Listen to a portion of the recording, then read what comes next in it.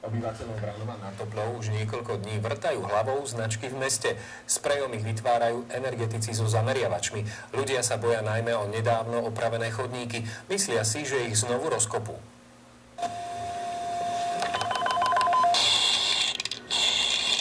Takéto značky teraz nájdete vo Vranove takmer na každom kroku. Vranovčania už spozornili, čo sa zasa bude diať. Si mysleli, že budú kopať, čo? Hej, určite.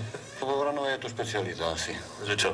No, že vykopú, zakopú, no zase vykopú, zase zakopú. No obyvatelia mesta môžu byť pokojní, zatiaľ sa nič kopať nebude. To len energetici si robia presné mapy nízkeho napätia. Vlastne ku každej kolaudácii stavbe musíte mať jednoducho zamerané inžinierské siete.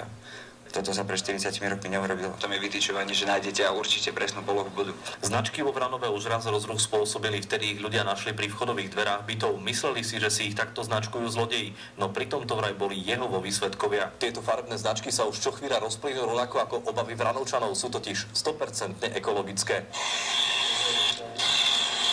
Najviac sa tešia energetici, tí teraz budú presne vedieť, kadiaľ káble v zemi putujú, a tak nevedomky prekopané káble by už mali byť minulosťou. Ešte tak urobili, že nám prekopali kábel a nám to prisypali zo seminou a vzduchli. Zo značkovaného Vranova nad Topľou pre televíziu Joj, Vlado Jurek.